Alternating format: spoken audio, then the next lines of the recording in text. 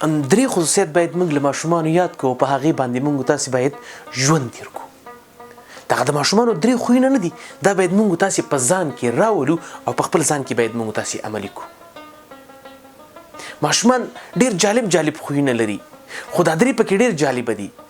وایي که چېرته ارواپوهنه وایي یو کس دغه د ماشومانو درې خویونه په خپل ځان کې راولي، وایي دا به تر ټولو کامیابه کس وي. که هغه د تجارت برخه وي، که هغه د اقتصاد برخه وي، که هغه د تعلیم برخه وي، که هغه د استادۍ برخه وي، په هره برخه کې به دا کامیابه کس وي. او بله مهمه خبره دا ده چې د ټولنې هر قشر به په ده باندې اعتماد کوي، د ټولنې هر فرد به په ده باندې اعتماد کوي. دا به په خپله ټولنه او په خپل هغه ماحول کې تر ټولو باوري او اعتمادي کس وي. یا او بله مهمه خبره دا کړي که چیرته وای دغه درې خصوصیت یو کس په خپل ځان کې راولي او په خپل ځان کې عملي کړي، وای دغه د خپلې ټولنې خلک به نه دی له ده سره ډېره زیاته مینه لري. دا به یو معلوم کس وي په ټولنه کې، دا به یو محبوب کس وي په ټولنه کې. او دغه درې خصوصیت نه دی، دې درې خصوصیت چې دغه ماشومان نه لري، او باید مونږ تاسې هغه درې خصوصیت له ماشومانو یاد کړو او په هغې خصوصیتو سره ژوند تیر کړو، مونږ تاسې به تر ټولو کامیابه خلک وو. دا نړۍ ثابته کړې، دا څېړنو ثابته کړې چې دغه درې خصوصیت ډېر جالبه خصوصیت دي په ماشومانو کې. ممکن زما دغه خبره په ډېرو ورونو باندې بده ولګېږي چې کوم خصوصیت د ماشومانو خصوصیت چې زه یې په ځان کې راولم. دا خو ډېره نادره نه ده چې زه یو لوی کس ته وایم چې ته د ماشومانو خصوصیت په ځان کې راوله. نه، یو څو مهم خصوصیت دي، یو درې مهم خصوصیت دي. دا خصوصیت د ماشومانو کې دي او ډېر جالبه خصوصیت دي. په دې خصوصیتو لاندې چې یو څوک ژوند تیر کړي، باوري یو چې د ده ژوند، د ده ټول هغه کړنې او د ده ټول هغه حرکات به د خلکو د خوښۍ او د خلکو د فام وړ ګرځي. راځئ چې دغه درې خصوصیت کوم دي په دې باندې به وغږېږو. ارواپوهنه وایي دغه درې خصوصیت چې چا په ځان کې راوسته نه، وایي دا به د خپلې سیمې په سطحه په دې خپل ژوند کې به تر ټولو کامیابه کس وي. له ژونده به راځي، له ملګرو به راځي، له خپل کړه وړه له خپل کاروباره به راځي. درې خصوصیت په ماشومانو کې ډېر جالبه خصوصیت دي. او که دغه درې خصوصیت موږ تاسې په خپل ژوند کې په خپل ځان کې راولو، په خپل ځان کې عملي کړو، یو راوستل دي او یو عملي کول او په خپل ځان کې عملي کو، موږ به کامیابه خلک کو.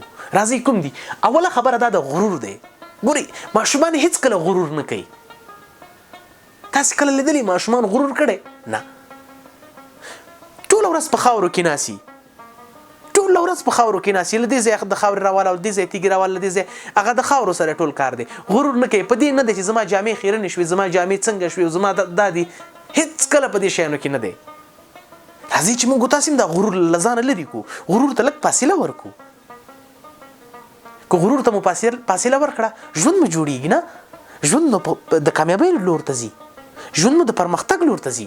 دا غرور نه دی، دا غرور راځي چې د غرور ته د پای ټکی کېږدو. ماشومانو کې به ټول خصوصیت به دي، خو دا یو پکې ډېر جالبه خصوصیت دي. هغه دا ده چې غرور، ماشوم هیڅ کله غرور نه کوي. ټوله ورځ په خاورو کې ناسي، ټوله ورځ په خټو کې ناسي، هیڅ کله غرور نه کوي. نو راځي چې موږ تاسې دا د غرور نه لږ فاصله والو. دوهمه خبره دا ده چې کینه. ماشومان هیڅ کله کینه نه کوي. ګورئ دلته یو بل سره جنګ وکړي، یو ساعت وروسته بېرته سره پخلی، سره خاندي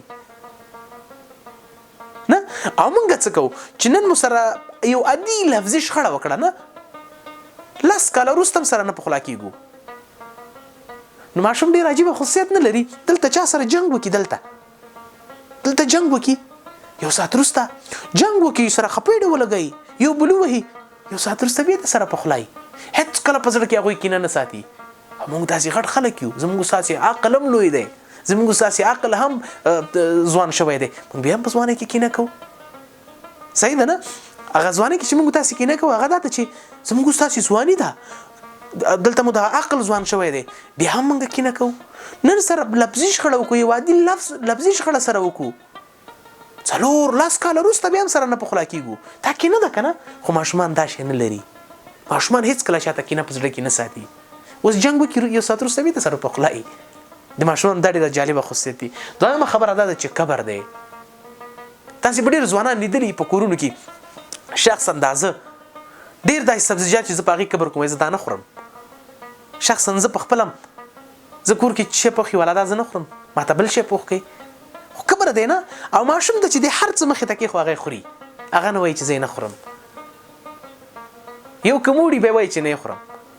او ماشوم نه دی، ماشوم هیڅ کله دا کبر نه کوي چې زه دا شی نه خورم، دا شی نه خورم، دا شی نه خورم، دا شی خورم. شخصا زه په خپل شخصا چې کور کې عادي شی پوخي، زه وایم چې زه دا نه خورم، ماته سم شی پوخ کوي. نو همدغه کبر دی ورونو. وګورئ راځي چې دغه څو خصوصیت له ماشومانو یاد کو. ماشومان هیڅ کله کبر نه کوي. یو چې ورته کوي دا اوس هم خوري، وروسته هم خوري. دا وایي چې زه دا نه خورم او دا خورم. او موږ ځوانان څه کوو؟ دا نه خورم، دا راته راوړه. دغه کبر دی که نه؟ کبر خدا نه دی چې ته یو څوک مثلا په لغت ووهي، یو چا باندې ظلم وکړي. خدا هم کبر دی نه؟ مخکې درته د الله تعالی نعمت ایښی، موږ د هغه نعمت نه خورو، دا هم کبر دی. نورونو په ټوله کې داسې کار وکړو، راځئ چې دا نن له ځان سره هوډ وکړو او د ماشومانو نه دغه درې خصوصیت یاد کړو. رسۍ ده اوله دا ده چې غرور به نه کوو. که جامې پاکې وي او که جامې شلېدلې وي هر ځای ته بوځو.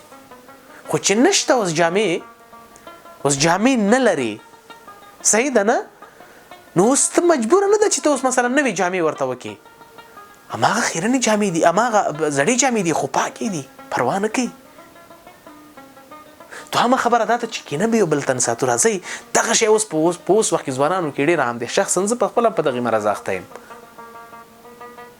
کینه ډېره زیات خلکو ته زړه کې ساتو چې چا را سره یو عادي لفظي شخړه هم وکړه، چا راته یوه نیمګړتیا وموښوده، موږ تاسې له هغه سره نور بایګاډ اعلان کړی، موږ تاسې نور له هغه سره بالکل خبرې هم نه کوو. 10 کاله هم خبرې نه کوو، 20 کاله هم خبرې نه کوو. بیا هم 20 کاله چېرته په زړه کې رحم راغی ورسره په خوله شو، بیا صحیح ده. او دویمه خبره دا د کبر. راځئ چې دا د کبر نه لږ فاصله والو، کبر ته د پای ټکی کېږدو، دا کبر به نه کوو. نو دغه درې خصوصیت ماشومانو کې ډېر جالبه خصوصیت دي. راځئ چې موږ تاسې هم په خپل ځان کې راولو. زموږ تاسې به تر ټولو کامیابه ژوند دي. د ټولنې هر فرد موږ تاسې باندې اعتماد کوي. موږ به په ټولنه کې باوري خلک وو، موږ تاسې په ټولنه کې د مشورې خلک وو، موږ تاسې ته په ټولنه کې خلک احترام لري. کله چې ته چاته یو احترام ولري، له ځان نه کبر، کینه، غرور، تکبر لرې کړي، نو ته هم خلکو ته احترام کوي نه. او کله چې ته خلکو ته احترام کوي، مقابل جانب هم تا ته احترام کوي.